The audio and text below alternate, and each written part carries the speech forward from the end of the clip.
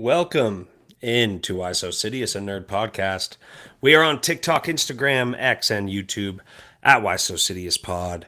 This is a very Fantastic Four and Avengers Doomsday oriented episode. After we've seen Fantastic Four, we're going to speculate on what we could expect in the future. Doomsday Secret Wars, even a little bit of Spider-Man 4, because there's a lot of juicy news there. Dave's in the house tonight. He was not in the house for our Fantastic Four review, so we're going to start off with Dave's review on Fantastic Four, along with our first question. And that first question is for you, Dave, along with your review. Why is it, do you think, that the Fantastic Four bombed at the box office week 2 so hard?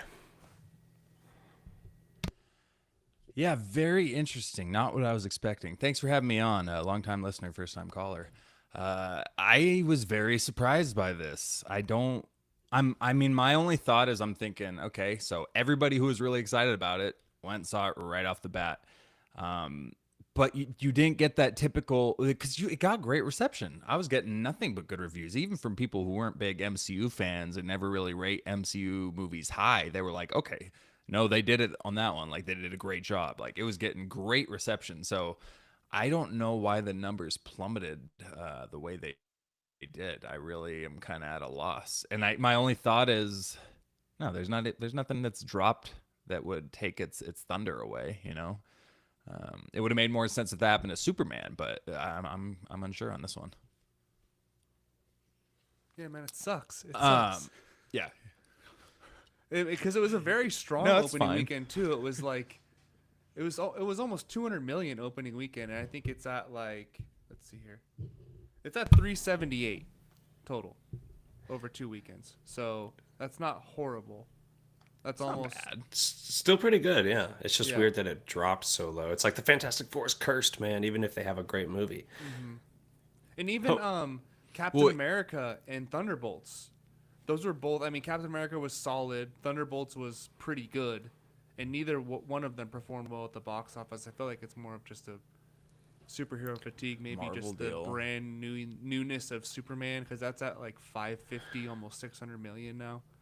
Yeah, are we really starting to see gonna the ask, effects okay. of the mediocre era of Marvel? Like maybe the brand lost trust. Yeah, I But think it did. it's crazy. But it's gonna gain it back, even though they Yeah, yeah. lost some. I mean, they a couple sacrifices here, but this is really gonna. I think Thunderbolts was great reception. Fantastic Four was great reception. So, and yeah, I went and saw Fantastic Four late. I went in late. My wife and I went and saw it. She really liked it actually. And she actually really likes the original with Chris Evans. She's like, it's not gonna beat it. I was like, oh, I didn't know. I didn't know you thought Hell that was yeah. a good movie. I thought you thought they were all terrible, and that's why you didn't want to see it. But I guess you didn't want to see it because you just really liked the first one. But she came out of it and was like, you know what, I liked it. I heard so much good stuff, and I was telling you guys too, and what we were all kind of saying, but I was like, I just feel so good about this one. It's going to be solid. I'm really feeling positive about this one. And I think it maybe skimmed the bottom of my expectations, just under it. So I still thought they did a really good job. I enjoyed it. I thought it was a very entertaining movie, start to finish. Man, Sue Storm was amazing. Vanessa Kirby killed it as her. I really think Joseph Quinn falls right into the Human Torch role. And even the Thing, I liked him by the end of it too. He rubbed off on me. No, that doesn't really Baby. apply in this type of way. Baby, get those rocks off of me. No, but by the end of it, I liked him. I liked the style of him. I liked his contribution to the movie, and he was the one I was least excited for. I think Pedro Pascal's Reed was the most underwhelming for me of the four. And he was fine. He just didn't blow me away. Good Lord, that was a close one too. Um, but I thought Galactus was awesome. Silver Surfer was great. And the whole Franklin thing was super cool. So I love the whole uniqueness to it. I think it just still went a little bit under what my expectations were. I think it's just outside of the top 10, and I was hoping it would be top 10 MCU for me. But still really enjoyed it, and I'm really looking forward to rewatching it because I was super tired when I went and watched it. It was a weird week. So I have a feeling I might rewatch it, and it might go up in my score. I think it has something to do with the marketing. Going back to the box office, it was brewing in my mind. Superman felt like an event, dude. Like really an event. Like the marketing was everywhere. The logo or Corn Sweat's face was everywhere. And I think all of us weren't like the trailers for Fantastic Four didn't blow us away. Maybe the marketing, a little bit of marketing, a little bit of brand problems. Yeah, right. But anyway, yeah, Yeah. that movie was amazing. If you want me and Caleb's review over there, we have our full review out. But Well, Dave, do you like it more than Superman? I think so.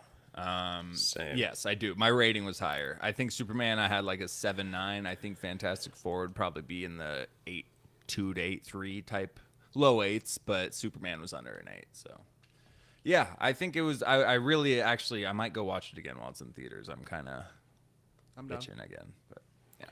Oh, I think Fantastic Four reached deeper, got more intense, more edge of your seat, more like there kind was of more what you want. stakes for sure. You want that from comics too. You want to feel like, oh my god. Yeah. And just the refreshing start in a new universe was also really cool about it, where Yes. we didn't think about, where's Tony Stark, where's this person, where's that person. It's just the Fantastic Four dealing with Galactus, so that was super nice. And that's another weird thing with the box office, because it's like you don't need to have seen any MCU movie to go Right. and see this movie and really enjoy it. Like you don't need any type of prehistory there. So yeah, maybe they should have marketed that more, and maybe that would have helped with box office. Like, hey, this a brand requires new no star. homework. Just come watch a movie and enjoy it. like, Like he used to Yeah. when he liked us. yeah, I don't know. You would have, yeah. All right, Lub, thinking of the Fantastic Four, thinking of future movies, who would you be really excited to see the Fantastic Four, any of those characters? Who'd you be excited to see them interact with in the MCU? Well, obviously, a couple of the main ones like Hulk, Thor. I think that would be cool to see them, act with a couple of OG Avengers that are still around. Because, we'll see what happens with Tony Stark in Secret Wars, but those two for sure. Was Chris Evans confirmed for Secret Wars? Wasn't he? I'm almost positive. Was he on one of the chairs? He wasn't on a There was- chair. Think he but was. I'm pretty I don't sure think he he was was either. confirmed. I think he was. Okay. We'll see. Another one would be cool is Loki. I think whatever version of Loki we get would be kind of a cool contrast with the Fantastic Four and their powers.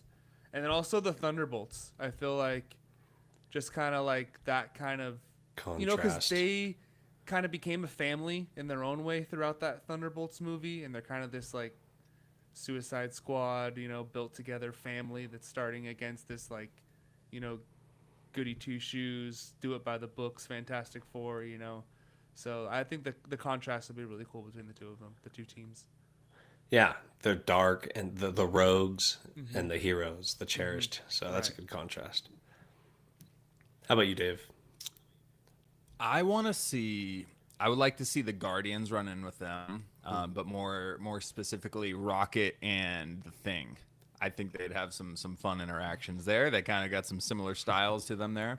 But I also want to see Spider-Man interacting with the Fantastic Four. Obviously, he's got some comic history with them, but I think that would be a fun deal.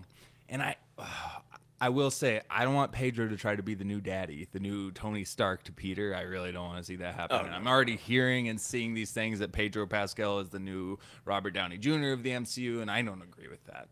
That should be But, Banner. Yeah. If it's I anyone. don't know who Bruce it is at this Banner. point, I don't but think I he don't think needs it's one. Pedro Pascal. I don't I think don't he think needs it's him one. at this point. I think Been in Pedro's one- more yeah. of Mr. Fantastic's more of a science buddy. They should be close. They should, but science buddy. Yeah. They're gonna figure out like the Venom suit, dude. That was in Secret Wars. Reed would be Richards cool. sat there and studied that symbiote, and they're like, dude, don't put this back on. It's dangerous. Right. That was in Secret Wars, so they should do science buddy stuff for sure. Right. No more mentor. I feel like Absolutely. Spider-Man's grown past. He's the on his mentor own now. phase. Right. You know what I mean? Yeah, totally. There was one other one too I was thinking of that would be cool to see them run in with the Fantastic Four, and I don't know why it's escaping me right now, but yeah. I said Spider-Man too because their history. He was even on the Fantastic Four in Hickman's run. Him and Yeah. Johnny, Yeah. very close friends. A lot of really fun banter between them. And of course, I got Namor, dude. I want to see if Namor and Sue Storm are gonna develop this like side love that out Pedro. that never falls through. But he's like she's always got him on the saying on right on the hook of your thumb or whatever the heck. She's got him on speed dial. Hook your thumb. Hook of the thumb. Anyway, that would be very interesting. Of course, the Hulk. Guardians is a great pick. Yeah, any of it, all of them, dude, all of them. I'm excited to, dude. It's the first. It's the most exciting new character after Endgame for me. Or the whole Fantastic Four crew is definitely the most exciting addition. So at that point, you're just excited to see them interact with anybody from a different movie. Yeah, we got 4 solid new characters just tossed into the MCU at this point. On top of the Thunderbolts, which we got Sentry added there, we've had some pretty solid character additions. I mean, Doom, there's been a lot added to the MCU in the last few months here. That reminded me, though, there's a report that came out that said Pedro Pascal is not the lead in Doomsday anymore. They cut his role down, which is kind of interesting. So, Dave, I want your thoughts on it. What did you think of Pedro Pascal as Mr. Fantastic in the movie? You said underwhelming. Yeah, underwhelming. I don't think I even think Ian Griffith, or however you say his name, from the original Fantastic Four, I feel like he felt way more like Reed than Pedro did. I think Interesting. I think I don't even think it's 100% on Pedro. I think maybe partially the script was made him a little bit nerfed compared to other Fantastic or Mr. Fantastics, but just in general, I don't know. He just didn't give me that Reed vibe. And I don't know. It's probably because he's in 47 other major roles that at this point now it's like, okay, I know him from so many different things that it's like, yeah, it's not setting it as deep as a different casting would have done, somebody who I haven't seen as often, or somebody, you know, I think I just feels kind of repetitive when he's in every single franchise, that I think it does make it a little bit harder to fully be immersed in his character because he's just in so much stuff. So I think that plays a role in it. So is that his fault? I don't know. I guess he could take less roles, but you know, do your thing, make the money. But yeah, I don't know. I think it could have landed better. I think a different casting could have hit harder for me. Mr. Fantastic almost has the same issue as Superman, where he can like think of anything, he can solve any problem with his mind. So he almost has like no flaws in a way. And I feel like that was kind of one of the issues I had with the movie, where like, I guess that's kind of how he is, but it was just like, he can just like think of literally the craziest thing that could, you know, save the planet, which I guess is his character, but also like for the novice nerd, it's like, whoa, okay, all right, you know, kind of like how Superman can just, you know, basically do anything and can't be killed. Or like how Batman thinks of a plan for everything. Like that you have to write really well. Like they said the detective vibes of the Batman, they were detective vibes, but at the same time, Knives Out had really good writing for solving problems. And the Batman had the writing for detectives was not near that level, right? It kind of came to his conclusions really quickly, and kind of like Reed kind of did that too. Oh, problem, solution, whiteboard, formulas, solution, you know. Right. Yeah, it could have been written a little bit more complex when it came to the problem solving, and maybe they get more into that down the road, because I know you did say that, Love, that is kind of his character, which yeah, it is. So it's on them to write it well, to be like, oh wow, they just showed how insanely smart this dude is, but not just like, we have the world's toughest problem. Reed, can you help us? Yeah, I've got the solution. All right, and the day is saved. Like let's get there somehow, and let's see how he gets to that. And that wasn't even necessarily a complaint, I guess, of mine coming out of it. But yeah, I think they could get more creative. Yeah, straight up. And I see what you're saying. They show the egg get transported like 6 feet across in like the beginning of the movie, and then it goes back there and he's like, all right, I'm gonna recreate this to teleport the entire world to another spot in the universe. It's like, okay, like yeah, I guess that works if it you really can figure that out. Barely an inconvenience. Yeah, right. yeah. I guess best case, if you fail, you're gonna die regardless. So maybe go for it. But yeah, I mean, and it seems like it was gonna work until Silver Surfer came through and interrupted. But yeah. Now, Dave, the bridge was used very differently in the MCU. Do you think Yes. that's just how they're doing it, or you think it'll evolve to be the multi-dimensional thing that would fit right into the Secret Wars stuff? I think it's going to evolve. I think that makes more sense. I hope it does. And I didn't have a problem with this being the case because I think I kind of expected that. Like, okay, so we've got the groundwork. Now it's going to slowly evolve into the thing we know in the comics there with the bridge. So as long as that's the game plan, I'm totally fine with how they rolled this out. Even though, yeah, I was expecting a little bit more. And then when we realized what it did, it was like, okay, it's not exactly it. Maybe that's like the prototype. But yeah, I think they're going to evolve it and get it to that thing that we know. And also, what are your takes on there being no incursions? I thought there'd be an incursion, man. A post-credit. Surprising. No incursions. No discussions about an alternate universe, which I was Right. very confident that they were not from the universe that they were seen in that movie, but it seems like they were. And no talk about them leaving said dimension. So there were a few things that I was pretty confident were going to happen and it just never were mentioned. Yeah, no incursions, no interdimensional travel. Yeah. Yeah, Doomsday is going to be I 3 don't know. hours.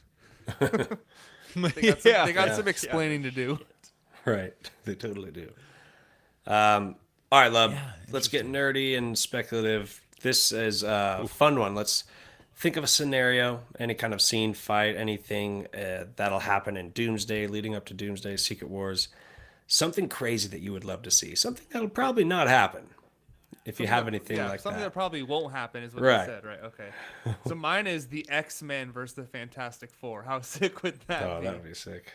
I went on a crazy limb on that one, so yeah. Well, who you got if it's Wolverine, Cyclops, Storm, and Colossus against the Fantastic Four? Cyclops, you said Cyclops is in there? Yeah. I don't know. It's tough. You gotta After seeing Sue Storm take down Galactus, I mean, I I know. think the Fantastic I know. Four, Right. She's the OP Marvel girl now. right? Yeah, she might have taken over Captain Marvel with that. She just went toe to toe with Galactus. Yeah, and that's the fight. Now I want to see Captain Marvel versus Sue Storm. Yeah, that's a good one. Yeah, she's pretty. That's a power level right there. Just holding Galactus like that. That was wild. And like the guttural sound she was making too, like she was very like animalistic in a way. Dude, remember I said that. She just had a baby. Right? Yeah. She just had a baby. Yeah, dude, that's the Hormones are lioness. raging. Yes. Remember I said I wanted a vicious Sue Storm before that movie, and I definitely got it. That was You awesome. did, and we totally did get a vicious. It wasn't like Not like but animal. that scene that we saw right there. No, but I was more thinking like tearing people apart when we were talking about that. But seeing that scene with her there, now I fully expect her to just tear Yeah. through an army of people in this Yes. movie. Like She's a stud. it's Super Saiyan, whatever you want to call it. But she breaks into you threaten her child, and holy crap, there's a what's it called, Omega level mutant coming out Right. of Sue Storm right there, baby. What? All right, here's my thing that won't happen. I was trying to think of all the previous characters and villains and things they've hinted towards that have been no payoff. But then I was also thinking of, you've seen a bunch of speculation online that Doctor Doom post credit Spider-Man 4 probably leading right into Doomsday, maybe coming up to Peter's door looking like Tony Stark, like, hey, come with me, man, I need you. That would be insane. Trust me, let's go, let's do this. And as I'm thinking about the things that have been hinted, I'm like, all right, so what if all that happens? And then he hands him the symbiote. He's like, take this. Here's your power upgrade. You're coming with me. And then that's how it ends, dude. That'd be crazy. That's how it ends. I love that. I would love Dude, that. I wild. wish. Because Doom that and would tie in symbiote the coming at you. the No Way Home post credit scene with Eddie Brock, right? Where the Yeah. little piece of symbiote stays behind as Yeah. he gets taken back Yeah, to his totally universe. forgot about that. Coming from the Yeah, same right? franchise. So there's that little piece of symbiote that is in our Peter Parker's universe, so that could easily, tie back in. Yeah, that would be so sick. That would get you amped up for Doomsday. But then you'd have because Even you'd though- have an evil. Didn't the dude in Spider-Man. Venom He would have to Didn't break the dude in free. Venom go to that bar and just Yeah. take the symbiote? Isn't it Oh, gone now? Yeah, what the hell? In the I don't next know. movie? I thought they undid The that Last in Dance? Venom weirdly. In Venom No. 3, yeah, the guy transfers like dimensions and captures it at that bar where that bartender is, and then dips back dimensions. And it was like, what? Huh? Yeah. Is Sony allowed to do that? Can you undo MCU stuff in a Sony movie? That doesn't make sense. So yeah, I don't know. I'm not sure where we stand with that at this They're like, point. no, the symbiote's ours. We're taking it back. Yeah, bro. That's what Literally. it felt like. It was like, can't have this is that. ours, MCU. Thank you. Yeah. Nice try. We need to make more trash movies. It was weird, bro. I don't know. So I don't know what to expect there. But Well, luckily, Doom could just bring any symbiote from any multiverse. Well, it's not going to happen anyway, but how sick would that be? I mean, Dude. having the brand new day post-credit scene involve RDJ would be crazy. it'd be pretty crazy. You got it, because you got to play on that Peter Parker relationship Yeah. there. If he's going to look like Tony Stark, dude, and then if you hit us with that at the end of Spider-Man, whew. He was not. In You the know he's Doomsday done his cast. studying. No, he's He's not. done in the his cast. studying for this universe. He's been like, okay, Peter Parker, Tony Stark, okay, boom, bang. Let me go get that baby, have him rearrange my face, make me look like Tony. Okay, here we go. It all makes sense. And it's coming in. clearly a popular universe. I mean, they did some crazy. Right. They're always going to play it like this is the prime, like everything gets destroyed if this one gets destroyed, like this is the center of the everything verse. Should be. Yeah, it is. Yeah, it should be. All right. Yeah, we're Well, watching. Dave brought up the baby and the face changing thing, so let's get to it. Let's get to that post credit scene. I think it's really weird that, or first of all, Dave, did you have a scenario for Avengers or Doomsday or anything? A crazy scenario? My bad. Yeah, no, I'll make it quick. It's a scenario that I've brought up on another episode that I said I think is gonna happen. I now think I'm losing faith, but I'm going with Doom ripping Loki's spine out. It would be Yeah. so freaking sick to see that scene play out on the big screen, even though it'd be really hard to watch Loki die for the 17th Sadist. time. Look, man, we've seen Loki die every which way, north and south, and whatever the hell the other sayings are. We've seen him die tons of times. Let's see that comic accurate thing where he takes over the god of time by ripping his spine out. But I don't think they'll do it. I don't think Disney's got the balls. You hear me, Kevin? You hear me, Kevin? I don't think you got the balls. Yeah, that's fine. that'd be epic, and it makes perfect sense. Like Doom should be reaching, because dude, if he has the power cosmic, he should still be reaching for a higher power, just like both Secret Wars. Like he had to get the power cosmic to go get the Beyonders powers in the old one. In the new one, he had to get the Beyonders power. He had to get Molecule Man to do a bunch of stuff, and then Right. something similar. He needs the cosmic powers, and he's going to be reaching for another higher power. I don't think it'll be the Beyonder, but Loki seems like the most obvious choice there. If you're going to be controlling the freaking multiverse and time streams, nothing else seems more like God what of Doom time. wants. Yeah.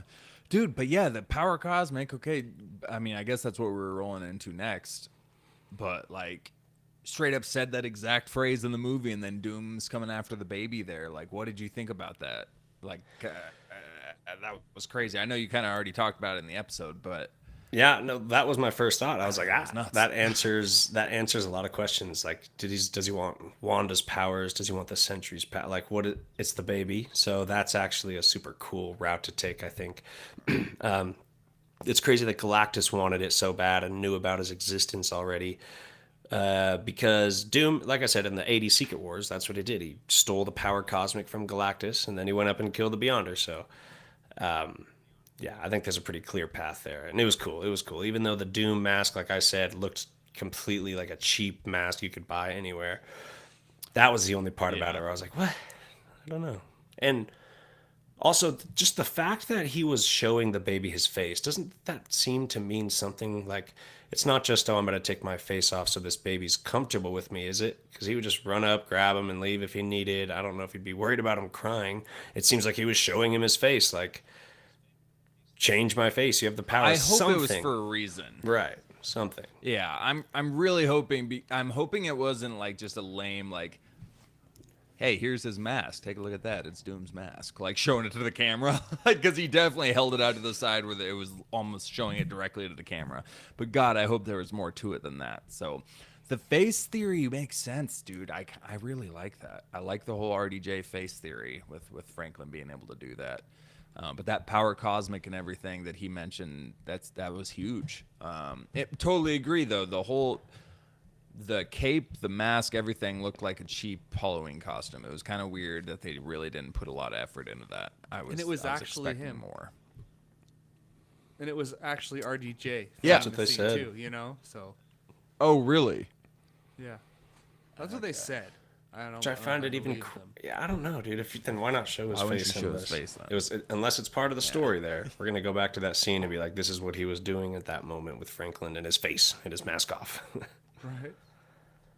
Yeah.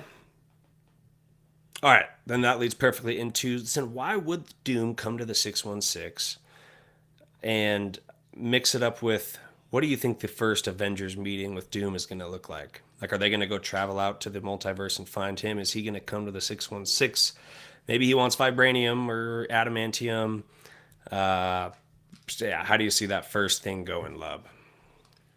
I kind of thought of something today where, you know, Franklin gives Doom RDJ's face, like we talked about, and now he's coming to trick the Avengers. Maybe he's warning them of Kang, knowing that he's already taken them out and they've already been, you know, taken care of, but he's warning them that, you know, the Council of Kangs is coming to this universe to take over, and that could be kind of his onboarding to the Avengers while also kind of clearing up the Kang story at the same time. I feel like there's a lot of explaining this movie needs to do, honestly. Yes. There is. See, I was thinking, what if he shows up? So for whatever reason, the 616 is special. What if he shows up and, like you said, he has some kind of threat, and it's like the Council of Dooms. Like he started doing the multiverse, peering into, maybe he develops the bridge, and leads him to the 616, and he comes here, seemingly as a benefactor. And he's like, you know, I'm building a team. I need help for this multiversal problem. Like in the 80s Secret Wars, this big transportation device just shows up in Central Park, and there's like a mental summons. People are getting like energy readings, or like Professor X, Spider-Man, Spidey senses. Everyone's being drawn to this place. I could totally see that happening at the beginning of the movie. He brings them all together, says this and that. I don't know. Anyway, I cut you off there. Dave? Cut me Dave, off?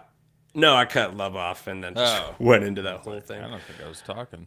So you like it's like building a Council of Dooms or Council of Reeds, like he did with the bridge for multiverse, for solving multiversal issues. I feel like he'll come to the 616 for that.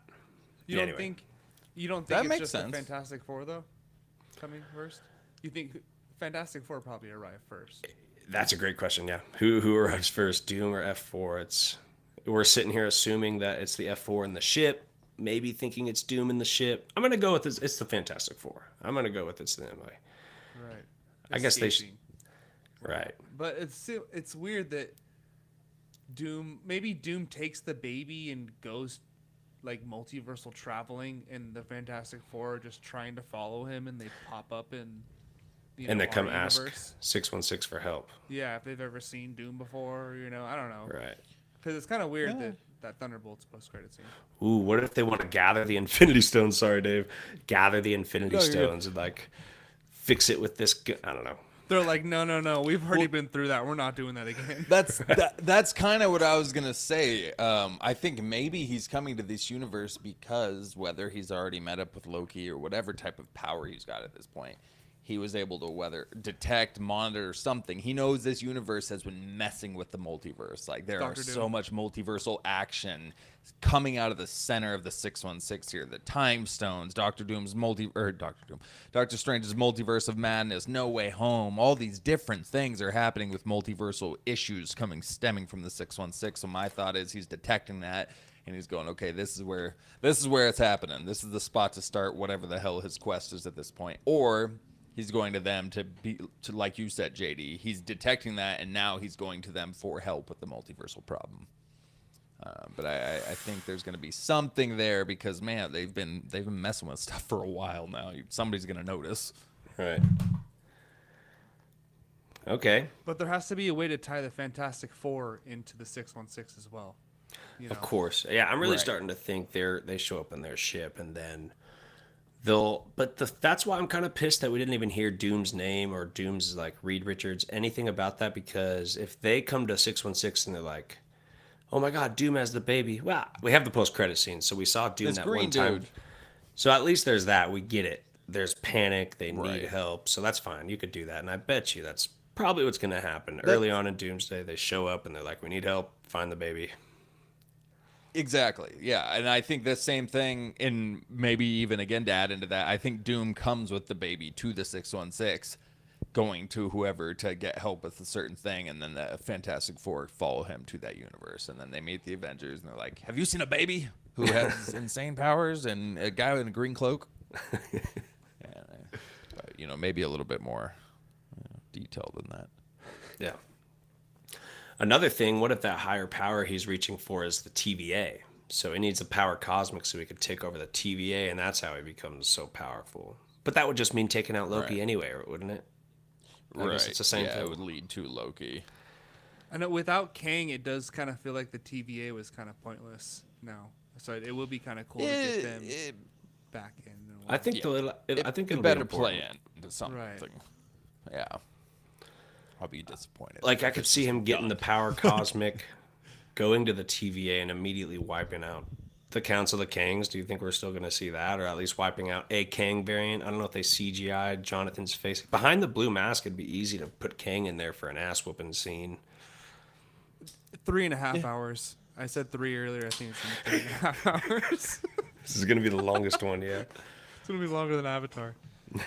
We're going to need to go back to those MCU shorts that we used to get at the start. Like Right, yeah. something happened on the way to Thor's hammer where it's Coulson talking to people and we get little MCU background stories in Right. these little 5-minute shorts. I think Except we need it's about gonna 30 be like- of those it's to gonna be get us big into events. Doomsday. Yeah. Must watch. Yeah. So by the way, that celestial in the ocean. Right. Okay, one more question, and then we'll go to the yes or no section, and that's it for this one. And then if you're live right now, stay tuned. We're going to stick around to cover recent nerd news in our Week in Geek, diving more into Spider-Man 4 and such. Okay, in Secret Wars, specifically the 80s one, the main heroes were pit against the main villains because of the Beyonder. And so basically, if we get a scene like that in Avengers, Doomsday, or Secret Wars, where villains have to fight their main heroes, whatever groups those are, which villains would you want to bring back and see on that team of villains fighting the heroes? Dave. Oh, man. Well, first, I would like to see Killmonger come back just because any screen time with Killmonger is great. And so it would be cool to see him probably fight Shuri, I guess, because T'Challa's not around, unfortunately. Or they bring back both of them somehow, and T'Challa, played by Damson Idris, fights Killmonger. Outside of that, who's the other? I mean, I would love for Willem Dafoe to show up yet again as the He Green was on my Goblin list. coming in there. Yeah, Yeah, I mean, you that need- would if you- just... If you get Willem Dafoe, you gotta use him. He's so good. Yeah. Right, and if you're bringing Toby back, which there's a lot of rumors that Toby could be in Secret Wars, that would totally make sense to bring the Green Goblin back. Maybe they, hopefully not, but maybe they bring Harry Osborn back too. But Tom James Holland might Franco just gets a realm little him appearance. immediately. Tom Yeah. Holland, after killing Aunt May, he'd be like, you know, you Not gotta this get the- time. you gotta get the hell out of here. Toby ain't around this time, bitch. Yeah, I don't know. And then there was another villain. Well, Ultron. Ultron would be great to show up. We already know that he's going to be showing up in Vision Quest. That would be a cool thing to pop up in this too. Man, I just don't want Ultron to be anything but dominant. I don't want to see him in Secret Wars just to get his ass whooped or something True. weird. Ultron is just like he True. works He so may be well too as big. like the Vision But Quest. he was used like that in the original one too. He was supposed to show up and be the badass, and Galactus just stomped him, and that was it. He just sucked all his life out of him, like his force, internet, life, whatever, energy. Anyway, Suck the Wi-Fi straight out of him. love you got any villains besides Green Goblin? Right. Thanos. I mean, come on, let's see Thanos come back one more time. Why not? King Thanos, I believe, will be in there. Secret Right. Wars or Oh, something. that's right. I need a different variant. I don't want You're the right. same Thanos coming back, but yeah, King Thanos or something. That's chill. What if the Loki we see in Doomsday / Secret Wars is like Avengers 1 Loki, like full on villain Loki? Like I'm that. over feeling Loki. Yeah, I like okay. him. He has such a good arc. It's true. They play You with him wouldn't a wanna lot. See him. Okay. But I was thinking, what about like evil versions of the original Avengers? What if there was like an evil Natasha that can go against Elena? I like the evil Avenger thing. Yeah, I think they did that too in the comics. Natasha versus Yelena would be Yeah, sick. right. Like a Any bad type of version Scarlet, bring her back. right? Yeah. Because Chris Evans, if he's in it, what if there's like, I mean, is there no evil Captain America, right? There is Secret Red Empire. Skull could come back. Okay. Well, yeah, yeah. They wiped his mind, and he was the head of whatever that is. Hydra. Hydra. Yeah, pretty good. Okay. There's rumors that Chris Evans will be the Secret Empire Yeah. Captain America in this at some point. Because that would be cool to do it, kind of bring him back, but have him play villains instead. But that's They're doing with Robert Downey Jr. That's in a different weird way. Yeah, he would. Yeah. Chris would still be the same. I guess it would be kind of played out if you bring all the original Yeah, six that's Avengers true. back Just do like as two. villains. Just two. But maybe it could work. Yeah. An evil Thor would Mark be Ruffalo scary. turns into the Red Hulk. Oh God, That'd be terrifying. sick. Hey, maybe give Christian Bale another chance. That's what I got on my list, dude. With the Russo brothers. Oh, okay. Russo brothers Damn, doing okay. Christian Bale's gore. Come on, that would be sick. Oh, there we go. That was Taika's fault. Redeem him. let's just do it. Amazing. I got gore. Absolutely. I want to bring Jeff Bridges back, dude. As Ironmonger, I would love it. I just Jeff Bridges. He's a gangster. Hey, he's trending in the MCU right now with his son being an Ironheart there. So there you go. Oh, yeah. I guess spoilers. Is that a spoiler? I didn't know Solo was in it. Oh yeah, yeah. Oh he's- yeah. He was Jeff Bridges' son. Not bad. Yeah, he was freaking. I thought Obadiah his power Stane's thing son. was kind of goofy. Yeah, I liked him up until that point, but I guess I'm spoiling stuff again. It's been out for a I while. liked He his doesn't get acting. powers. Actually, I'll add that to the list of. Villains. Yeah, I like him. Same. I liked him. I like him. I like him. Anybody like him? I like him. We got. I got Mysterio on there. I really liked Mysterio. Bring Jake Yeah, back. that I makes got sense. I got the Abomination on there. If you do the real Abomination, the angry one. Two more. I got Red Skull. Bring Red Skull back, dude. Like, and actually give him an action. And then one more, Caecilius, Doctor Strange. I kind of want to see him back in action. That'd be That's fun. my favorite one of yours right there. Caecilius yeah. would be great. Mads Mikkelsen. Yeah, that's it. Okay. That would be sweet. He's a solid character. There's still one that's escaping me. It's driving me nuts, but I'm not going to hold this up. I'll throw it out. in 20 Mickey minutes Rourke? where nobody knows what the hell I'm talking about. Dude, I still like that No, villain that a wasn't lot. it, but I kind of did too. He got a lot of hate for that one. I thought he did fine. Oh, he's not bad. All right. Shit ton of yes or no's. My God. Okay. Let's bolt through it. Last section of the day, then to Week in Geek. Starting with Doctor Doom will be in Spider-Man 4 end credits. Yes. Yes. Doom in or Doom out? Speaking of Dune, yes. 3 yeses. We will see a 616 Galactus and or Silver Surfer. Like ever.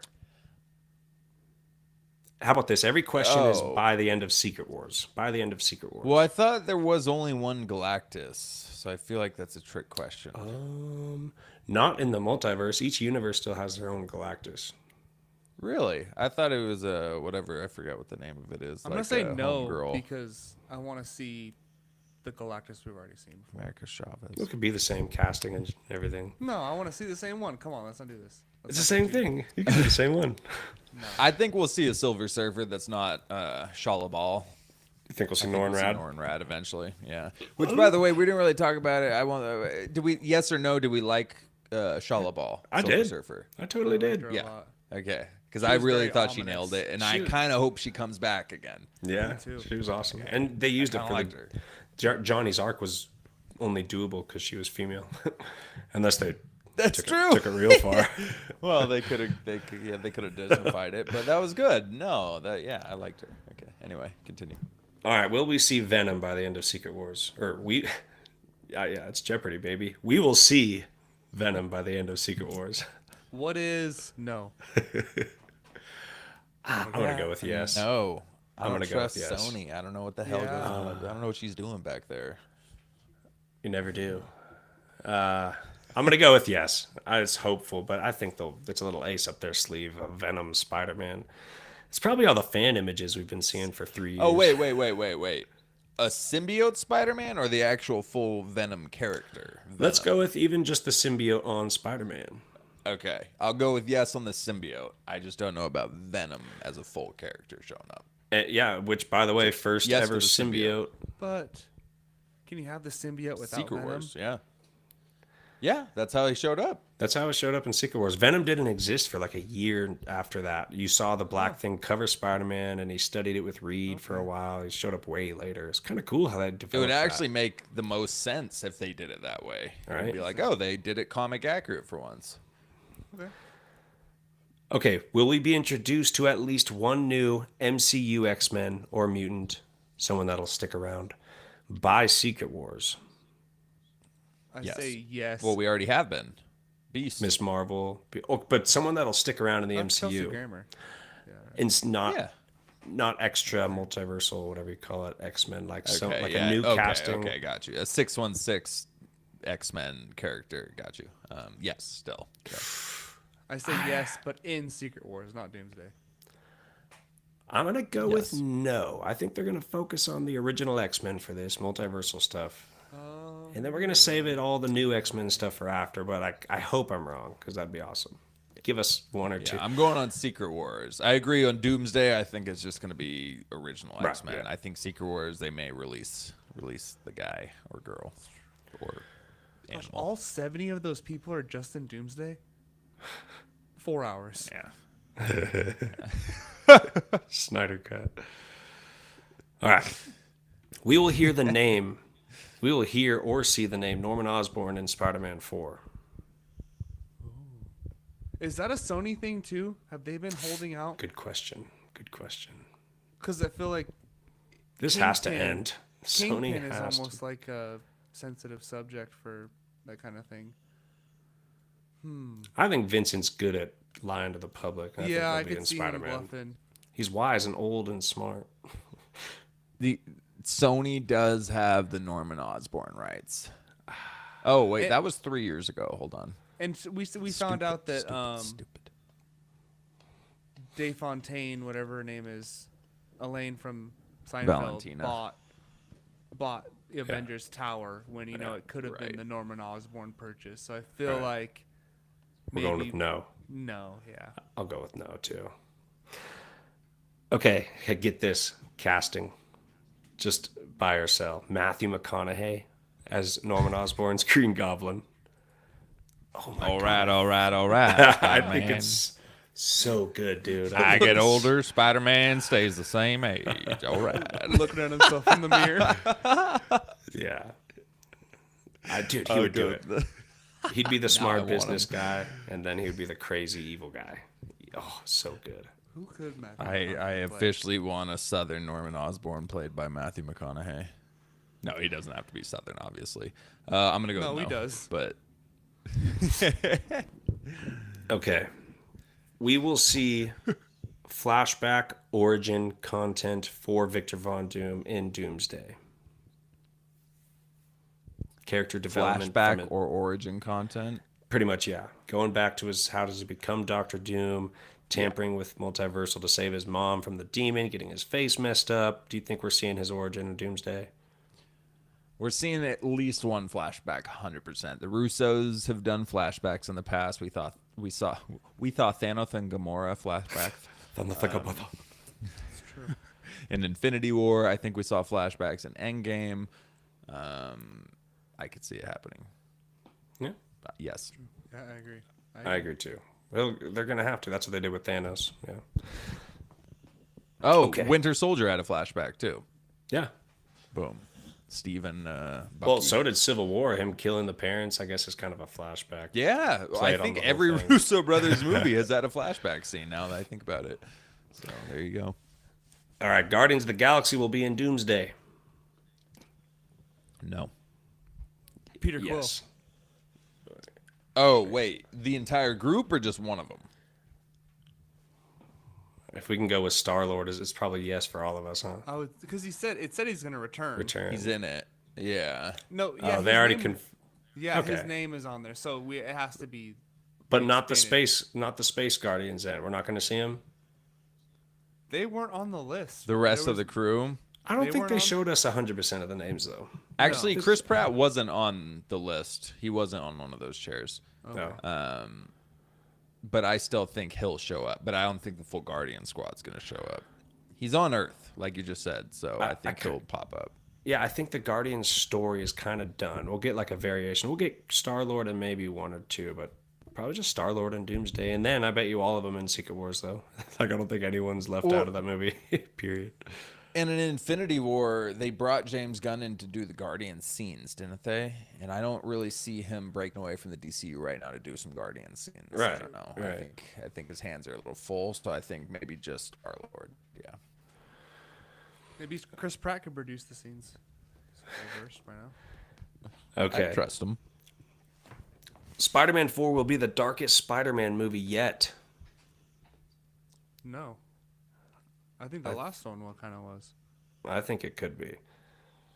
Given think that no it's- one knows him anymore. Brand New Day, come on. I know, but Brand New Day was brutal in the comics. It was like Okay. pretty gnarly. It got darker. It was like, Don't read a book by its cover. yeah, no, Until I think the Mephisto deal, and then it turned into this light and bubbly story initially, at least. But it was pretty. But didn't Aunt May die in the comics in the Brand New Day run, right or was before. that in one more day? Was that what it was sounds called? right. It was before Brand New Day, yeah. Yeah, Brand New Day was what happened after he made the deal with Mephisto, I believe. Yeah, I wouldn't call all of it dark. It just there's a lot of like gore. Not gore. How do I put this? It feels dark, man. Spider-Man gets his ass whooped pretty gnarly. He's not that pissed at Punisher for killing. Like when they meet each other in one of these issues, it's refreshing. He's just like kind of the killing that he does. The killing that he can stop, he does stop. But otherwise, he doesn't bug him and do the self-righteous stuff. He just kind of Nice. lets Nice pun.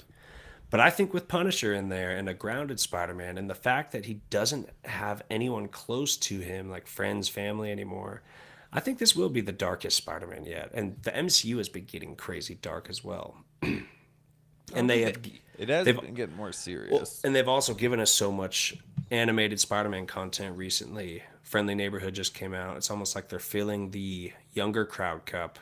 So Spider-Man 4 can be pretty dark. Hopeful though again. I could see it. I could see at least, especially more the first half of it being on the more depressing gonna say. and low side. But I wouldn't be blown away if it ends up being darker than No Way Home. But my bet would be on No Way Home still being a little darker, just because there's a lot of heavy stuff. Aunt May died. We see all the stuff with Andrew talking about losing Gwen. The Green Goblin Tom losing it, ready to kill. I mean, Rage Tom that we've never seen before. There was some pretty dark stuff going on in No Way Home. So Losing I his think No Way best Home friend. will beat it by a little. Yeah, and then losing his best friend and his girlfriend too at the very end, which was a super depressing, bittersweet ending with the kind of joyful swinging at the end in the Right. Christmas time situation. But I think No Way Home is going to outweigh it in darkness a little bit. But I could see Brand New Day doing it. I could see them kind of getting pretty heavy with stuff. Yeah. All right, two more. The majority of Doomsday will take place outside of the 616 reality. No. I think that's Secret Wars. Okay. Because I think we need to get all these movies we've been, unless we're just gonna say fuck all of Phase 5, we're just gonna Fantastic Four, Thunderbolts, Shang-Chi, everyone else can choke. But we need to like get all this homework we've been doing needs to pay off for something. So I feel like it needs to be involved with these characters we've been caring about, quote unquote. Yeah. Dave, what do you I will go 60-40, 60 in the 616, 40 outside of it. So technically, I will go with no. But I think it will be close. I think we're going to get a good amount outside of the 616. Yeah. Whether it's some undesignated space Oh, it's or true, whether the it's a different X-Men. universe or, multiple different universes. But I think there will at least be a good chunk that's outside of the 616. Yeah, I'm going to go with the majority outside the 616 because it seems like it's going to be a multiversal traveling capture the baby movie. X-Men are a different universe with Monica Rambeau. So there's 3 different universes we're already dealing with, and I think the story will be go get Franklin, chase Doom, where's Doom. So yeah, I'm gonna go with but like great point, Slow. We need a lot of development, bringing people together on the 616 for this to make sense. So 60-40 outside the 616. So Monica Rambeau is stuck in a different universe with Beast. 838. right? That's what it looks like, yeah. I believe it's the 838 universe. Yeah. Was it 838 or did she say it was like 848 or something? They said the Fox, right? The Fox universe, or no? I thought it was 838, or is a reality alternate to Earth 199999999, because apparently they just like to switch between 616 and 199999. But yeah, it was 838. Okay. Or Right. sorry. 838 was where Doctor Strange went Yeah, and met the Multiverse of Illuminati. Madness. Yeah, that's my fault. So I don't know where Beast is. Okay. But yeah, she's trapped there with him. Okay. Yeah, And we don't know what's going that on. hairy blue guy. All right, we'll wrap it up with: will we ever, until Secret Wars, see Red versus Green Hulk? Yeah. Kind of have to now, right? Harrison Ford signed on for more than one movie. And I thought he wasn't- just said he's done playing Hulk. I think I just heard that today. But he could have lied. one and done. I thought he had another movie that he had to do. Yeah, and he wasn't in Thunderbolts. We thought it was going to be Thunderbolts. Right. But I don't know if that was contractual, like we thought he had an obligation.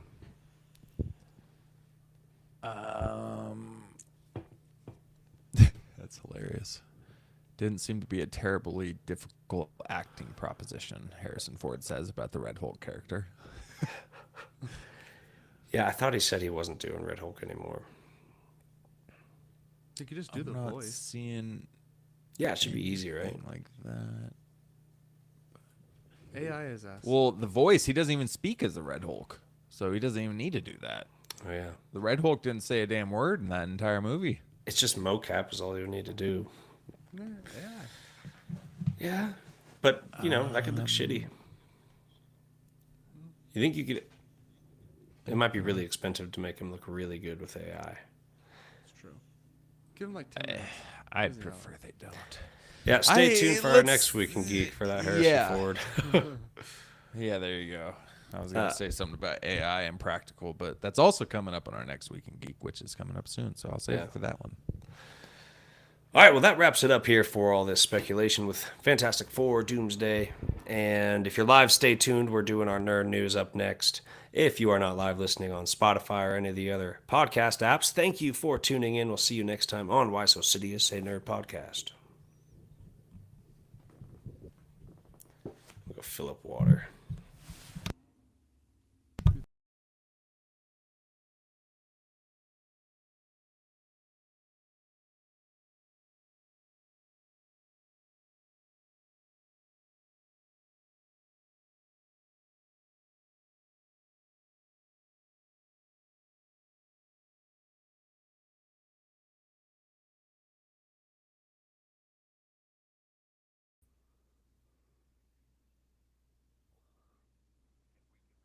Oh no, we're in.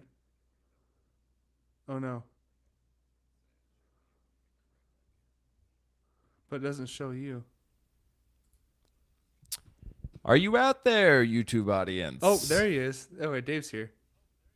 Here we go. We're here and everything's fine. Nobody canceled the recording accidentally. You're all silly. Lub. Hello and welcome back to another episode of Why So Sidious, a Nerd Podcast. Joining me today are my co-hosts David Cochran and Jeremy Darr. Today we are bringing you another edition of Week in Geek. Don't forget to check out some of the other episodes. We have our full spoiler reviews on the Fantastic Four and Superman, the two biggest movies from the summer. And don't forget to check us out on social media at Why So Sidious Pod on Instagram, TikTok, X, and YouTube. And if you're listening on Apple or Spotify, could you give us a 5-star review? I feel like I haven't plugged that in a while. We have a pretty decent amount on Spotify, not as many on Apple, so let's help us out. And we did just hit 20K on TikTok. So thanks to the magnanimous Jeremy Darr. Ooh. Yeah, that's a big Stop it. number. Stop. That's a good number. Let's go. That's huge. Let's That's go. huge. I don't care. I don't care if it's a tooting our own horn. That's wild. 20K. Yeah. What a guy. What a guy. What a guy. This is all of our wins. That's fucking gay. And we are There at you go. 900 on YouTube, so we need actually 99 more to hit 1,000 on YouTube. Then we can, monetize, get some ads going. So help us out, please. Only 99. Send it to your grandma. Right? All right, let's Get get it. into the news. We just had a big episode on Fantastic Four and Doomsday. We talked a little bit about Spider-Man Brand New Day, but of course, they were filming recently. A lot of news came out, so let's get into more on Spider-Man.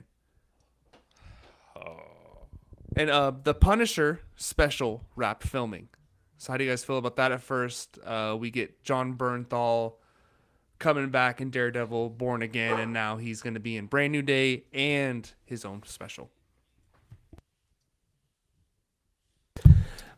So stoked. So stoked. Yeah. Go ahead. So stoked that I'm going to let JD start, really. I'm so stoked about the Punisher and Spider-Man 4. No, honestly, that's just exciting.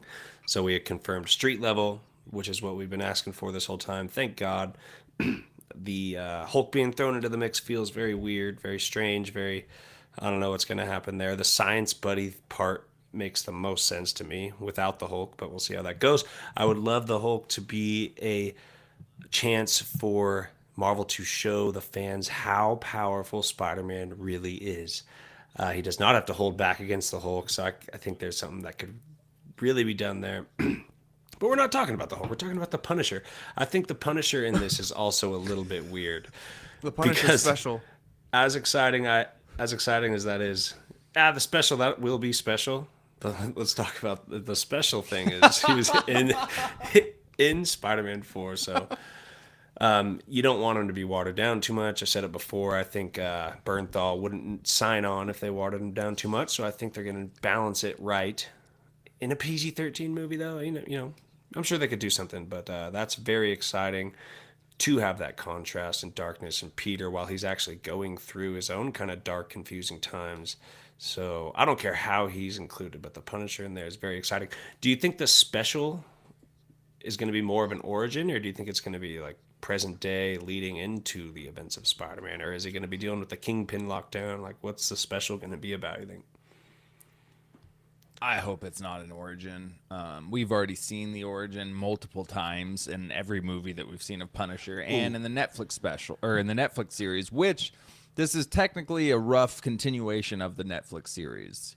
They've Red and the Punisher have already had their relationship from back then, and the Daredevil seasons. Punisher has had 2 seasons on Netflix. So I really hope it's not an origin thing again. I think it's going to be what's been happening since the Netflix series, maybe. I think there's plenty of stuff you could do it's just a special presentation, right? So you don't need to have this massive story built out. It can just be a really cool 2 hours Punisher movie. It'll be like one. I don't know. Yeah. What was About an hour. Werewolf by Night. come on. Werewolf by Midnight?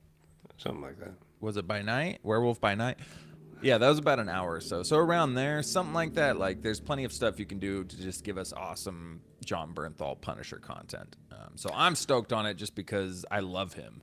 So please, I love him in this role. Like, so any more type of scenes we can get with him in the MCU is awesome. We've seen some set photos. Not crazy about the first one I saw. It's just his bulletproof vest with the Punisher skull painted on it. It looks a little too neat and proper. Like the paint is clean white and it's a perfect skull. Wasn't crazy about that, but then I saw a clip of him walking by with his trench coat on over that bulletproof vest, and it looked dope as hell. So I'm back on the train. I'm really. Do we have a release date for this? I feel like I haven't heard anything until they just said all of a sudden that filming was wrapped. Yeah, I don't know.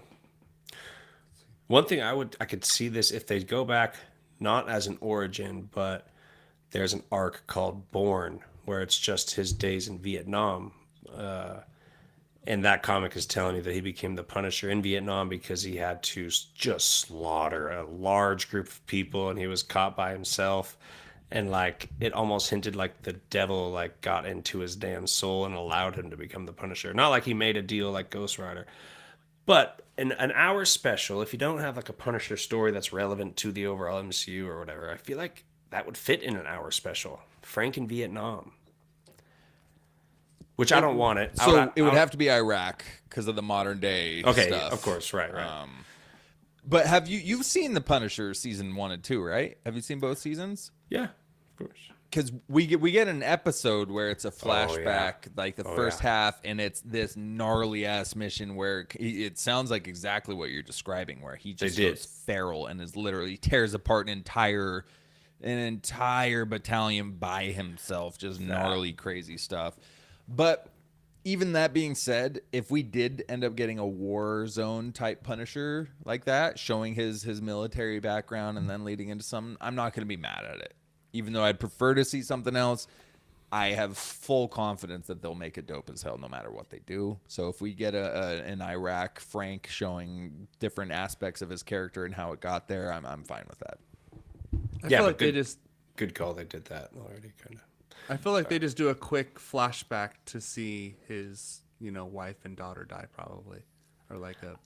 I bet we don't. We don't even get that. I bet unless it's like in the credits. Right, we've seen it. We've also seen it. It's not fun to watch. Maybe a dream just or something. I don't want to see his daughter get gunned down again. I know, it's really sad. Super sad. You don't have to actually see it. Just the events leading up. No, to I know. And the only reason, I know you haven't watched it, Lub. And again, it's not exactly fair for me to say they've already done this. They shouldn't do it again because Netflix isn't 100% canon. It's not strictly everything is canon. It's just loosely. But they do have that too. That's a major point of season 1 is his flashbacks of what happened to his family and his family growing up when he came back from war. There's a lot of like screen time spent on the day that his family died and a lot of that stuff throughout the entire season. So that's kind of why I would lean against that too. But again, not everybody's coming into this that's seen the Netflix show. So I'm not going to be upset if they do go ahead and do it that way. Right. So the cast confirmed so far. Of course, we have Tom Holland, Mark Ruffalo. We have Zendaya and Jacob Batalon. That is, of course, Ned. John Bernthal, like we talked about. And then we have Michael Mando as Scorpion coming back from the Homecoming post-credit scene with Scorpion. Breaking Bad. Or is it? Yes. Is it Scorpion? Yeah, Scorpion. Michael Keaton Scorpion talks to Michael Mando Scorpion. Vulture. Right? Vulture. Sorry, my bad. A lot of Spider-Man villains. Shit out of me now. Scorpion. Flying. We have Sadie Sink in a still unnamed role. We don't know exactly who she's playing. Do you guys have any ideas on Sadie Sink? Black Cat, man. Right? That would make sense. She's got white hair, but I guess so. All I'll say, I'd be extremely disappointed if Sadie Sink was Black Cat in the MCU. That's all I'm gonna say. No, I was thinking of Sydney outside Sweeney. Of that, I was thinking of Sydney Sweeney. This is the Stranger then Things. I'm on board. Then I'm on board. It is a double S name. It's an up and coming actress with a double S. Yes, Sydney Sweeney as Black Cat is absolutely a lock. Sadie Sink, Mary Jane, MJ. Redhead. I think she could be a Mary Jane. Yeah. And it's just maybe Peter's dating her because There's an Zendaya, not a Mary Jane. No, but her name's Michelle Jones or something. It's not actually Mary Jane Watson. But that is true. It's not like it's Gwen Stacy and they're just reading an MJ. I guess they do technically already have an MJ, but and maybe we're ginger casting here. But outside of that, who knows? I don't know. Maybe a Gwen Stacy. Maybe they turn Gwen Stacy ginger. It's a new twist on it.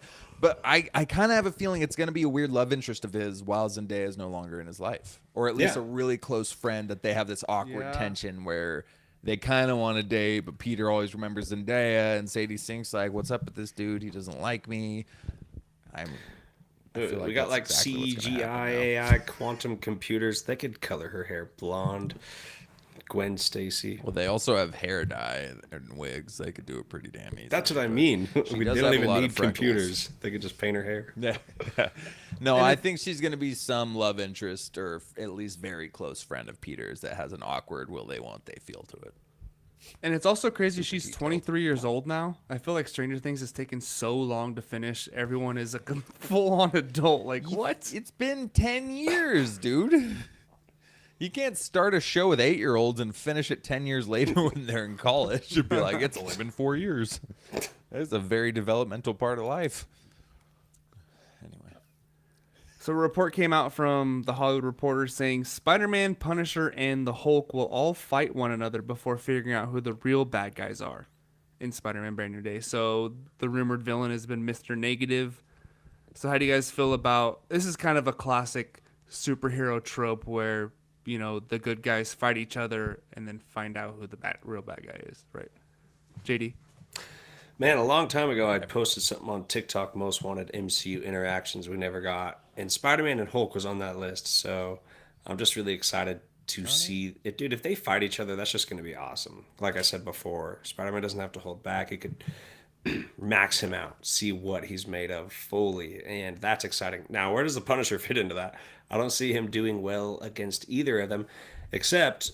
Actually, let me rewind. I spoke about the Brand New Day Punisher issue. What's cool about the Punisher is he's very Batman-esque in his tactical genius and his gadgets and resourcefulness to where they can write him going up against Avengers like they did. He killed the Marvel Universe.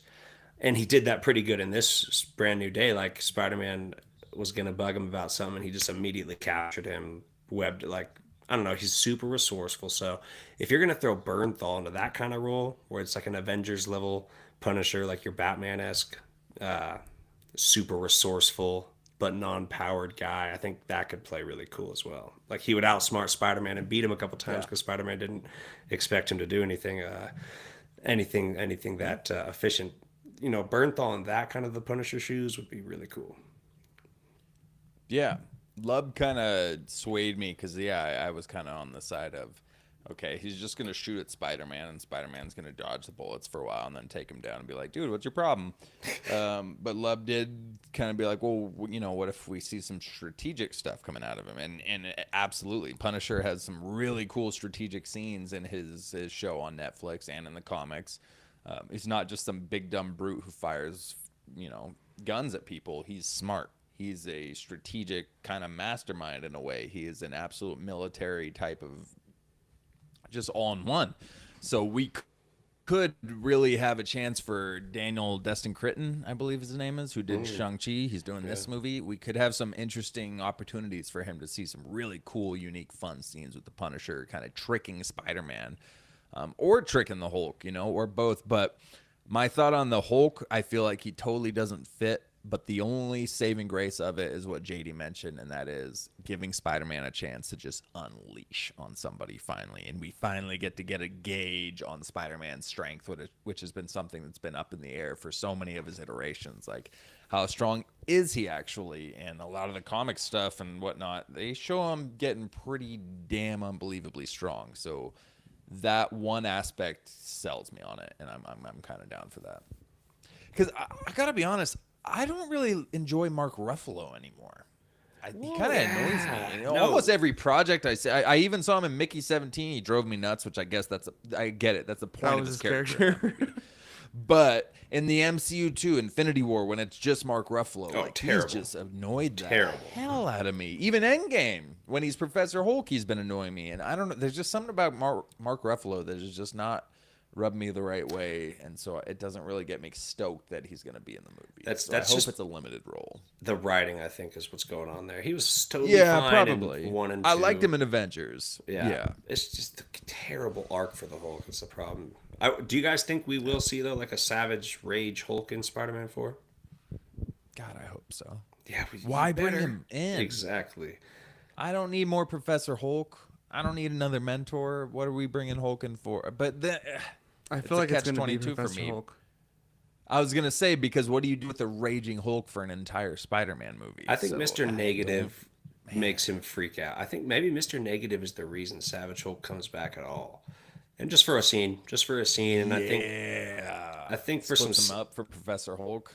yeah, and then some Science Bro stuff later on. I like that part of it too. I really want to see, as long as it's the normal Eric or God Bruce Banner, not Infinity War Bruce Banner. I think that'd be fun. Right. Oh, you guys are screwed now. Oh, God, so corny. Awesome. Go away. Apparently, Tombstone, Boomerang, Tarantula, and Ramrod will appear in the movie as well. We're talking about street level villains going Ramrod. back to the basics. So how do you, Say Dave? Huh? Ramrod? Say it. You didn't say it. Oh, I forgot. Super Trooper fans out there, you'll know what the hell I'm rambling about. But I didn't even notice that was the name until right now when I heard Ramrod when you said it. I'm really excited about this, by the way. I was If really it's true. excited about Scorpion. If it's true, I was the whole Scorpion thing sounds like it is true, which I've been saying. This is the movie. I don't know why, but as a kid, Spider-Man was something I always watched, and well, I know why.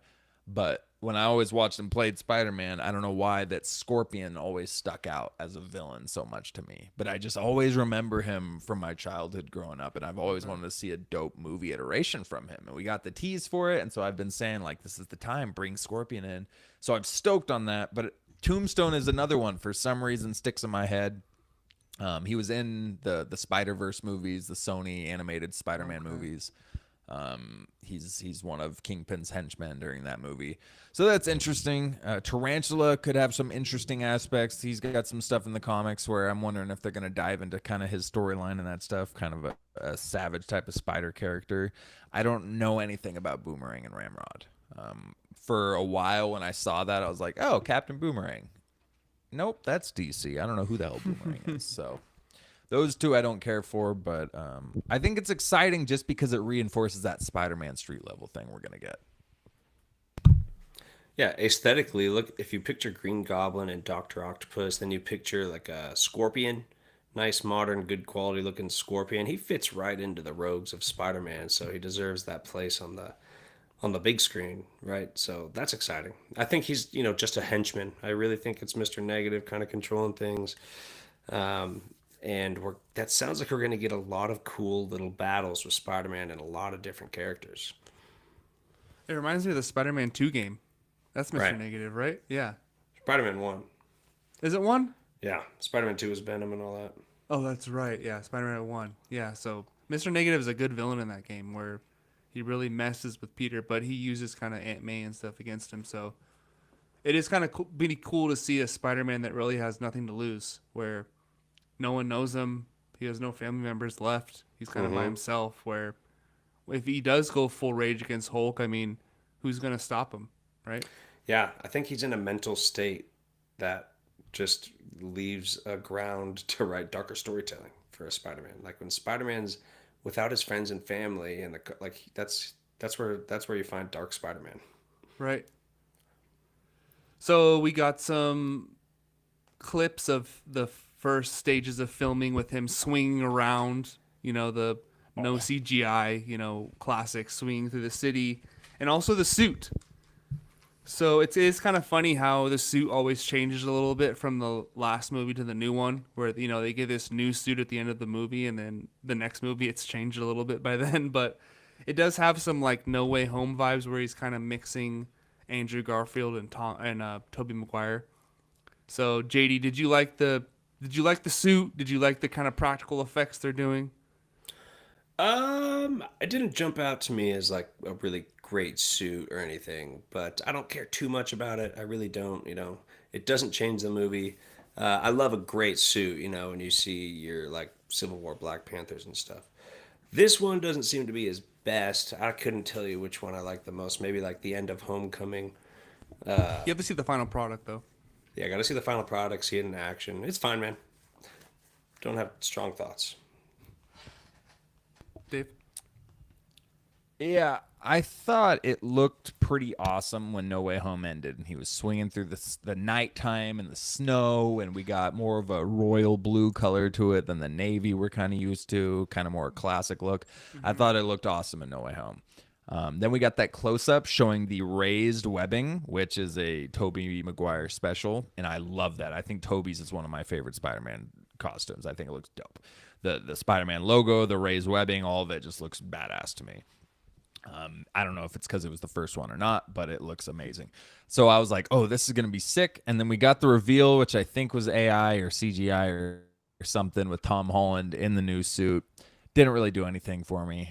But again, I'm going to wait until we see it in the trailer, because I've seen plenty of behind the scenes shots of suits where I'm like, that looks ridiculous. And then it looks great in movies because they add special effects to these suits. They're not making these incredible looking suits that we see on the screen. Like, they don't look that amazing. So it doesn't mean much to me. But the swinging, oh man, did that get my dude, I mean, they shut down over 60 streets for over a week to get practical shots of him swinging through the city. And coming off of the last 3 movies, which looked great, they looked fine, but John Watts, the director, went on record saying it doesn't look good when someone is just swinging on a rope. You think you're going to go in there, you're like, we're going to do it all practical, but it's boring. It looks dumb.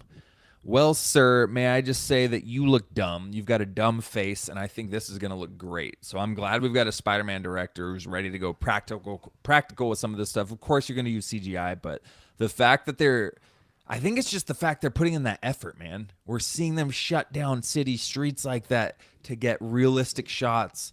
Like, they're putting in the time and effort again, and I think that alone gives me so much hope for this movie. And not only that, there was a dope behind-the-scenes shot of Tom standing in his suit and the streets just filled with people, but it was just people who are watching the behind the scenes stuff.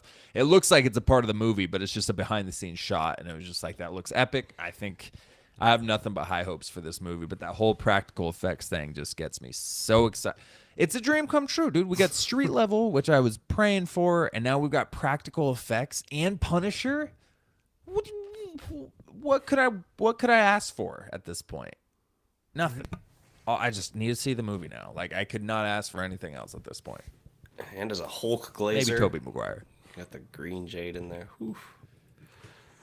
It sucks to have to wait till a year or 10 months really to watch it, but It's okay.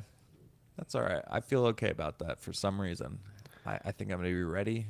It's going to be glorious. We got Peacemaker. I wonder if Supergirl comes out. Nah, that won't come out before that, right? It's wrapped filming, though. no, I feel like it will. It Or might. it's still I think filming. it could. It could be like a Superman It's Fantastic still Four filming. thing. Yeah. Which they probably shouldn't go ahead and do that. But, dude, even down to, last name, Michael Mando, the guy who plays Scorpion, he's a great actor. He plays an incredible role, brief role in Breaking Bad, but in Better Call Saul, he expands that role really well. Right. And I hope they utilize that because he is a really good actor. He is. I'm excited, man. Got Travis Mitchell in the chat. How's it going, guys? I love seeing them actually shooting Spider-Man on location like the Amazing Spider-Man 1 and 2. And as we just discussed, we agree, man. That's beautiful. The effort. It's going to yield something amazing. Mm-hmm. No. Thanks for the shout out there, Travis. Right. No volume for this one. They're going out to the streets. Let's move on to the X-Men. So they will start casting the new X-Men soon. They're looking for younger talent instead of A-listers to keep the cost down, according to Variety. So I feel like we kind of speculated this. Obviously, we did cast the X-Men almost 3 years ago, probably in our first, 10 episodes. And JD famously casted Tom Cruise in the X-Men. But so obviously they'll not be going that old. We will be going with a younger cast. So how do you feel about this kind of younger, less famous X-Men cast? JD? Well, you got to do something different from all the previous iterations, and it was filled with geezers. Even the new Origin stuff, those were 30-year-old dudes. No, that was great. But got to separate yourself. I'm really excited. I still, as I say every episode when we talk about the X-Men, I really hope they do origin stories for individual. I want a Cyclops movie, a Storm movie, et cetera, et cetera. And then X-Men is your Avengers team up, man. Unlikely. Anyway, I would love that. As far as them being young, that's cool. That's cool. I really wonder, do you guys think in the post-Secret Wars universe that the next movie, like when we start getting introduced to mutants, like we're going to get thrown into a universe where they've existed, or are we going to get thrown into a universe where whoever the main character we're following, whether that's multiple X-Men or a single, like the movie will start with the mutant powers manifesting, and then you kind of like start the movie off with that, skip ahead a couple years. You know what I mean? Like they're a young crowd, but they're also gonna like write it very differently. So you wonder how they're gonna develop. Established universe almost seems like the new way to go. Yeah, but post Secret Wars is Like there. Fantastic Four. So you think we're just gonna like start over at a new? I hope the not, 616 is fixed, or the 616 is different, or in a different universe? 617. Yeah, who knows? But young I X-Men, don't man, know. make it different. That's cool. Yeah, I like it. I'm down for that. I think it's a great idea. I think if you're going to start something that you plan on lasting for a while, you start young with unknowns and you build something. So I think this is the right way to do it if you plan on expanding the story further into the MCU. So I'm with it. By the way, real quick, I got to shout out Travis Mitchell in the chat because this man is coming in with just heat. We're talking about, and I know we're going to do casting later, but he said Austin Butler would be perfect as a young Gambit, which totally agree. But not only that, before we get too removed, and I hate to interrupt the flow we got here, but he pitched in something about the Spider-Man thing that I just freaking love. So real quick, he speculated that Scorpion ends up with the black suit at the end, possibly ending up in Mexico where it was seen last, which that makes so much sense to me because Matt Gargan ends up being a Venom point in Thunderbolts. Venom is Matt Gargan. Yeah. So that would be such a great way to bring that, and Matt Gargan is the one who actually brings it into the country and meets up with Spider-Man as Scorpion, something along those lines. I love that. So sorry, I know that was last topic, but I saw that and I had to bring that up because that's a great idea. Great point. No. But yeah, That's a great X-Men, idea. young cast, good way to go.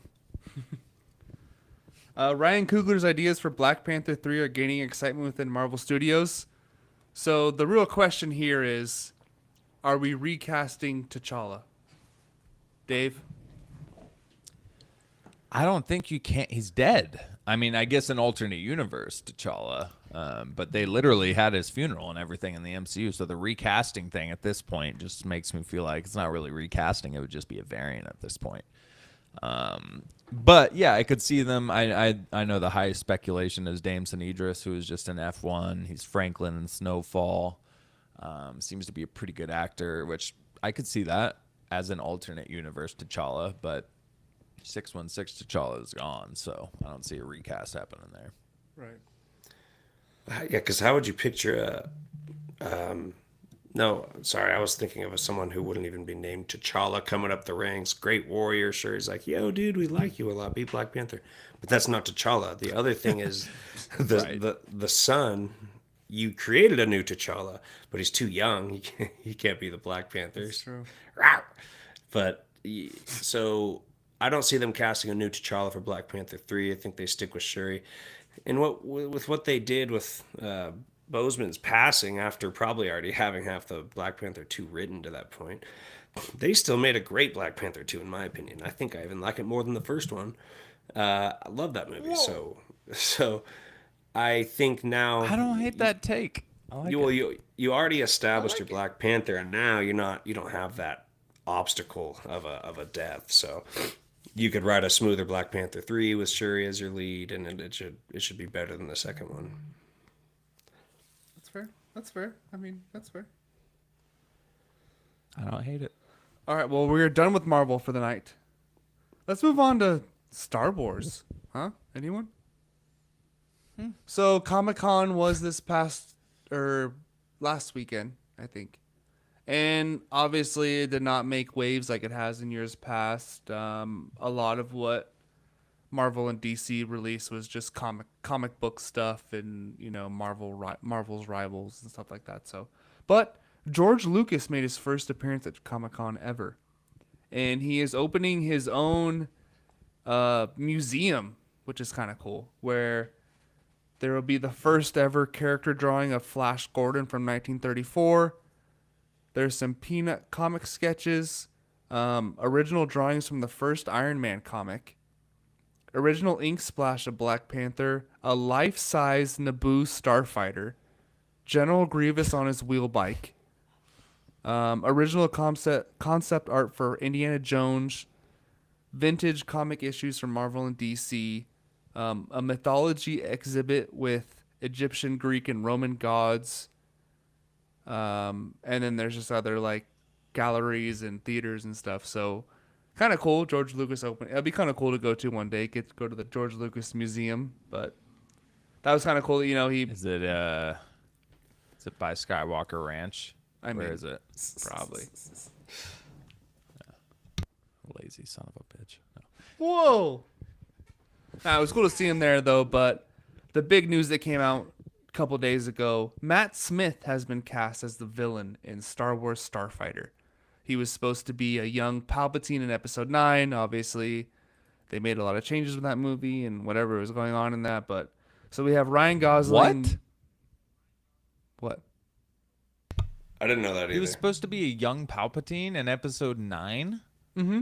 Like for flashbacks? Yeah. What? This is the first I've ever heard of this. That would have been insane. Do we know what era is this? Is this New Hope era? Did we? This is Empire? This is something after like that. everything, I think. This is after Rise of Skywalker. Oh, okay. Yeah. So we have Ryan Gosling, Mia Which- Goth, and Matt Smith. Mia Goth, they haven't confirmed as a villain, but I can see her playing the villain. So what do you think about this I thought cast they so did. far, Dave? It's great. Ryan Gosling is I like him. I'm a fan. I like him in most of the stuff he does. He's pretty big and mainstream to be the lead for a Star Wars project, which is pretty unusual, but I'm intrigued. I could totally see him playing a type of Poe Dameron pilot or some type of rebel type role like that. I think Mia Goth would be a great addition as a villain, and I think Matt Smith is a great addition. You take away his participation in Morbius, and everything I've seen him in has been really solid. Daemon Targaryen? He's just a great actor. Yeah, Daemon, he kills it when they give him the opportunity to kill it as Daemon Targaryen. I think it's a great addition. So I think the first 3 cast members we've got at the Star Wars movie, I think it's doing a great job at getting my interest up. So I think it's a good start. Yeah, I have a feeling this is going to be really good for some reason now with the cast, Sean Levy directing, and I don't know, I'm starting to feel like they have a cool little project up their sleeve. It could be the Rogue One, it could be the spaceship version of Rogue One. Right. What's a better way to put that? An aerial, something, you know. But man, the cast, the director, it seems like they have a good story, you know. That's what Star Wars has come down to lately. Is it a good story or is it just fanfare? This I'm looking forward to a lot, man. High hopes. And he's the director of Deadpool and Wolverine, right? Or all the Yep. Deadpool movies? No. Just the Every third. Deadpool movie's had a different director, I believe. Oh, okay. So the plans for post-9 era have been revealed. It will be similar to the Vandoverse with multiple stories. The first story will be Daisy Ridley's New Jedi Order. So I don't know how that lines up with Starfighter, maybe on the timeline. Starfighter happens afterwards, but I'm not even trying to get into that right now. It will build toward a culminating event that will bring back old characters. So we're going back to the well. We're going to do an Avengers, Secret Wars, Star Wars. So, but maybe old characters could be like Ahsoka, you know, like, because don't bring back like Luke and Obi-Wan and stuff. Like, let's not do that, please. So, unless we're talking about that Mandoverse movie. If it's the Mandoverse culmination movie, then it would make sense story-wise to bring Luke into it in a minor role, not have him be like the saving grace again. So, JD, would you like that kind of story, bring back old characters? Well, they kind of wrote themselves in a corner by bringing Luke back at all. So he's there. If there's an issue big enough, he's got to be there now. I mean, but that's Right. fine. He looked great in that scene. I'm fine with that. If you're doing old characters, I'm still wanting Darth Maul back very, very badly. So they set him up as well. I think that's a possibility, maybe unlikely. But Well, he's dead in the timeline. Oh, Obi-Wan Post already killed episode him 9. Yeah, post episode 9. in Rebels. So yeah, whoops. I don't care. I am also really excited for this culmination project. If they've been working on anything as hard as that's probably the thing they're working hardest on since they've had multiple seasons of television developing to this movie, including the Mandalorian and Grogu film, right? There's that. I mean, there's a lot of energy going towards this big culmination film. Ahsoka season 2. Yeah. Old faces are welcome, man, as long as it's not just, as long as it looks good. If it's a CGI face of a non-existent person, and if it's written in there good. Dave. Repeat the question. What's your favorite cereal for breakfast? Honey Bunch. No. of Oats. Are you Fruity okay Pebbles with? is the Are you right okay with the Star Wars Avengers movie bringing back old characters Oh, that are alive post Episode 9? that are alive post Episode 9. I'm. Which is I not guess many. so. I don't Rey, have a lot of I interest in guess. it. I guess. Poe. I mean, Poe and Finn are alive. Oh, that could be a good call. Chewbacca's Poe, Rey, Finn. alive. Ray should show up, right? I wouldn't Oh, no. mind seeing Poe. Depends how but- deep they are. Yeah, I don't know what their plan is for it, but I'll just say it doesn't really get me excited. I think I'm just kind of over that. Now I just think that's what that they meant by era. old faces. I don't know. Like the last trilogy, like Poe, Right. Finn, you know? Yeah. No, that makes sense. Yeah. So with like the Starfighter movie, like Ryan Gosling's pilot runs into Poe at some point, and there's some I could see something like that. Head-on happening. collision in space, dead. Yeah, they just crash and die. Ran right into him. Yeah, I think the only thing that would actually get me excited would be the continued Finn's Jedi path, and somehow we see that'd be him cool. moving forward, because it would just feel like, okay, they didn't waste that. But other than that, it doesn't get me excited. It's kind of crazy. He's not in that Jedi New Order movie with Rey, obviously because of John Boyega as a person doesn't want to come back to Star Wars. But like story-wise, he should be in that movie, right? Yeah, well, I was just about to ask, do we know, like, when did Ahsoka Season 2 end? Like, that's pre-Exegol battle, right? Or is this all post-Exegol? You mean season 1? Season 2 hasn't came out yet. Yeah. This is all like Before. 15 years, 10, like 15, 20. This is Yes. before the First Order. It's before the Yeah. First Order, right? So Yeah. Rey and Finn are just too young, right? They're not even doing warrior shit. For the Mando thing, for sure. Yeah, they would only be able to pop up in the Starfighter projects. Oh, okay. It wouldn't make sense if they popped up in the Mando stuff, I don't think. Right. At Were they least from saying the episode 9 Starfighter? stuff. Were they saying Starfighter's supposed to tie into all this? That's No. yeah, so that's why I was a little confused. Okay, because I was thinking Starfighter, but I didn't think you guys were talking about Starfighter. So okay. No, it says it's kind of the first story will be Daisy Ridley's new Jedi Order. So I think Starfighter is something by Okay. its own, standalone, doing its own thing. But this whole new this whole universe they're trying to build will start with this Daisy Ridley movie, and then it will build into an Avengers whatever or they- whatever or they're something. trying to do. Right. Okay. Yeah, no, that doesn't get me excited at all. just doesn't. That's why we did Marvel first, because Star Wars is where it's at. Sorry. Peacemaker season 2 comes out in 2 weeks. Hey. And in this trailer, they are also diving into the multiverse. So, what did you guys think about that? Also, real quick, James Gunn explains the DCU canon. It's everything in Creatures Commandos, Superman, Peacemaker season 2, and also everything shown in the previously seen on in Peacemaker season 2 is canon. Okay.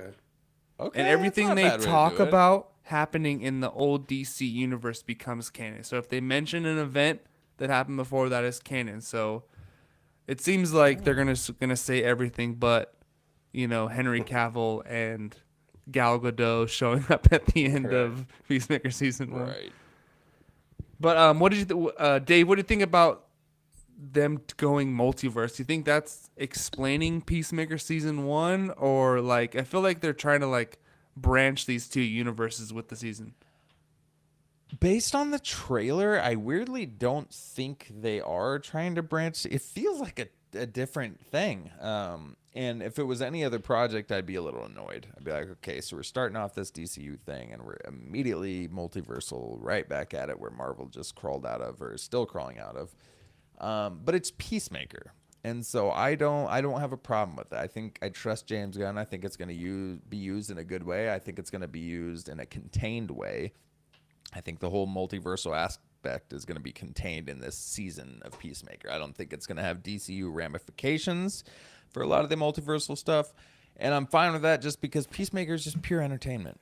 I didn't, the storyline of season 1, it wasn't like it was gripping and had a massive effect on the DCEU as a whole. It was just a fun show to watch. And the trailer, I think, looked funny. I think I'm interested. It seemed like the whole point of the multiversal thing based on the trailer is Peacemaker wants to be a hero. Nobody accepts him as a hero. So he uses his dad's interdimensional closet thing that we saw in Peacemaker season 1 to go into a different dimension, and where Peacemaker is a hero. And now he's in a different dimension dealing with all these types of... But I don't think it's going to be like used as any type of stepping stone for the DCU. So I'm not worried about it at all. I'm excited for the show. I think it's going to be very funny. I can't wait to see Vigilante again. Yeah, I'm not worried about it at all. Yeah, you nailed it. I think this character... I find myself not reluctant to watch this multiversal crap, which we've been complaining about for a while, but it is just Peacemaker, and it's entertainment. He's quirky, it's weird, and I think in a way it will not necessarily be a stepping stone for the DCU, but a stepping stone for Peacemaker into the DCU, and a little something for the fans to separate the two universes. Like, I think he will end up in a different universe by the end of this, and that'll be the DCU.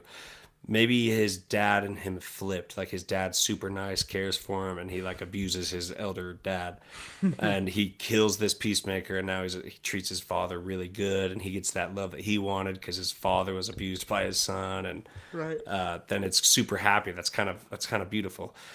I'm gonna tear up a little bit, love. Oh my God, no, but I think it'll be a nice little step into the DCU, separating the previous shit, and it doesn't matter along the way because it's Peacemaker and Corky and James Gunn. So yeah, I'm good with it.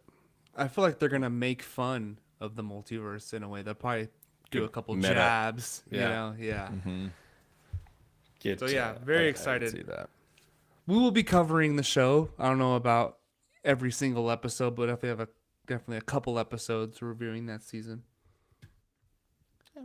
Did anyone see the Avatar? Hard to cover a comedy sometimes, but right.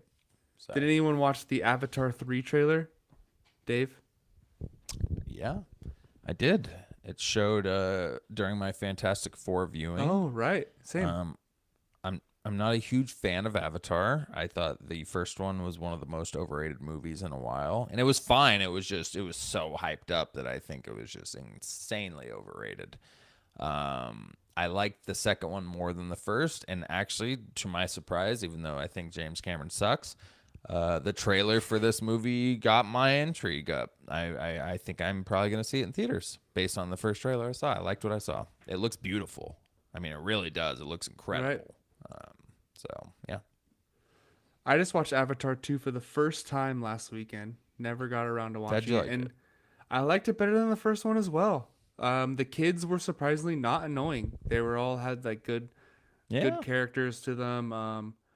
The whole water aspect, like the first act of the movie is really good. The second act, where they kind of meet the water people and learn the way of the water, as the movie's called, is a little slow, but then it kind of picks up towards the end. And I did like the ending, and it'd be kind of cool to watch it in IMAX too, like down in downtown Sac, like get like the real full IMAX experience. So we'll see how it goes. Obviously, it was excluded from our box office draft this year because it will be making a ton of money. But next year, nothing is off the board with Doomsday, Spiderman, Star Wars, Dune, Messiah. We got it all on the table, so stay tuned for that.